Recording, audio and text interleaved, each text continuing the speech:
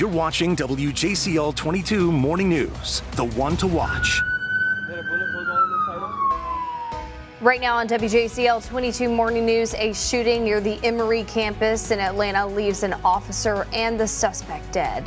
He answered the call to serve our community, and he gave his life with a commitment to serve others, and he should be respected for that. The latest in the investigation, how city leaders are reacting. And heavy rain and lightning expected to impact your Saturday. How long these summer storms will be in the area in the certified most accurate forecast. Plus, residents and business owners on Tybee Island, they aren't happy with the possibility of losing their beloved benches seen throughout the island. What they're saying this morning. But first, want to take a peek out the window to show you the beach right there. Looks like a pretty strong current right there, but nobody's walking on that beach right now, and that's because some storms, maybe a little light rain, should be coming through shortly there. And thank you so much for starting your day with us here at WJCL 22 Morning News. Good morning. I'm Lydia Blackstone here with my friend meteorologist Catherine Liberta. We see the beach. That's usually a packed scene whenever we take that live every single day. But I mean, you see it now. It's pretty vacant, and that's because of the weather right now. Yeah, absolutely, Lydia. Definitely seeing some of those vacant conditions right now because it definitely is a little bit on the cooler side at the moment. And we're also seeing definitely some of those storms building into the forecast, especially along the coastline. And as we go throughout the next couple of hours, we'll see a little bit more of that rain building into the forecast. You notice we see some of that heavy rain now pushing into portions of coastal Liberty, Bryan, and even McIntosh counties. That rain's going to continue to move in, and it looks like there's a lot of dry air trying to pack in on the front end of these storms, which is why we haven't really seen much heavy rain past I-95 this morning. Now, for our temperatures, we are in the 70s across the area. We will get a little bit warmer as we go into the afternoon, but not by much. We're only going to get into the mid-80s today. Then as we head throughout the next couple of days, we'll continue to see a lot of that rain, localized flooding possible as we go into the rest of today. We already had a flash flood warning early this morning. You may have missed it, but we will definitely keep a close eye on the forecast as we head throughout the rest of today and into tomorrow. I'll have a full look at the forecast coming up in just about 10 minutes. Lydia? Thank you, Catherine. This morning, we're learning more about that shooting in Atlanta near Emory University that claimed the life of a DeKalb County officer. That officer identified this morning, his name David Rose of DeKalb County Police Department. The suspect also died. Authorities say the shooting happened around 5 p.m. Eastern on Friday. ABC's Johnny Fernandez has the latest on that investigation. This morning, the search for answers after authorities say a DeKalb County police officer was killed when a man opened fire near the CDC headquarters at Emory University. We don't have any civilians that have been shot in this active shooter incident. Thank God for that. We do have a DeKalb County officer that was also shot. Residents in the area told to stay inside and lock their doors. Emory University officials posting an urgent warning to students: run, hide, fight. The CDC headquarters placed on lockdown. We also know that the CDC campus did receive multiple rounds into their buildings. We are not aware of any injury that occurred to anyone on that location.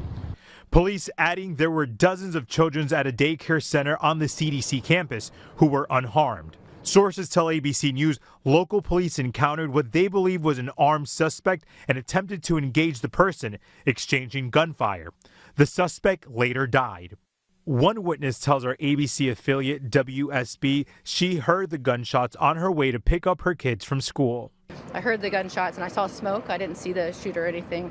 But as soon as I saw that, I was like, I can't go any further, even though all I wanted to do was go further because my kids were in there. And I was like, so I was freaking out and calling my husband and crying and bawling. The Georgia Bureau of Investigation and FBI are investigating. An official tells ABC News that the White House is also monitoring the situation. Johnny Fernandez, ABC News, New York. Now to the family of a Fort Stewart shooting suspect is speaking out for the first time. Sergeant Cornelius Radford is accused of shooting 5 of his fellow soldiers on Wednesday. And his uncle, Joe Mitchell, says he's still in shock, sharing a text message that he received just minutes before the shooting. I just want y'all to know that I love y'all, and I try my hardest to be the best I could be. My time is slowly coming to an end. I choose my destiny and my faith. I might not be with my mama, but I'm gonna be in a better place. That was at 10:30. The first shooting happened at 10:50. His uncle Mitchell also talked about a recent tragedies in Radford's life. To your knowledge, did he have any health issues, mental health issues, depression? Was he battling any of that? Yes, he was suffering from the death of his mother when he was 8 years old. That could have played parts. Then he losing his sister like 2 or 3 years ago in a car accident. And also losing my father, that was like a father figure to him. So like those 3 hits, you know what I'm saying? And Radford is currently in jail. That's his mugshot there. The shooting is being investigated by the Army Criminal Investigation Division. Day 4 is concluded in the murder trial of a Liberty County man who's accused of killing and dismembering his wife. Nicholas Casotas is facing a dozen charges related to the 2022 death of his second wife, Mindy Casotas. Authorities arrested him back in 2022, nearly 1 year after discovering that his wife's remains were in areas of Liberty and McIntosh counties. Yesterday, jurors heard from the testimony of his third wife. Did you know Mr. Stark's marital status? I believed I had. He told me that he was a widower and that he had lost his wife and his unborn child about 2 years prior, and that they had both died in a hospital. I found out from law enforcement that was not the case on the date of his arrest, and that was not until May 2023. So far, Mindy's parents and the Georgia Bureau of Investigation agents have testified in this murder trial. If you're thinking about a career as a law enforcement officer, now's your chance to answer that call. The Georgia Department of Public Safety is now accepting applications for their 122nd Trooper School. The basic curriculum begins with 22 weeks in the academy. That's followed by 12 weeks of field training with their lateral curriculum. And then they have that field training right after. The application deadline is February 1st.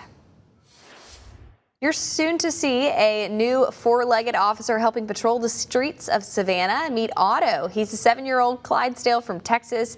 He underwent months of rigorous training before being brought on as the newest member of the Savannah Police Department's Mounted Patrol Unit. He's being partnered up with an officer, Christopher Nations, who's also a newer addition to the unit. He transferred to Savannah from New York and joined the Mounted Patrol Unit back in January. When I was working up north in New York, I saw our police department had a mounted patrol unit up there, and I saw what they were capable of doing and what they would do while working with us patrol officers. And a long time ago, I was like, that's my goal. Someday I want to be on that unit.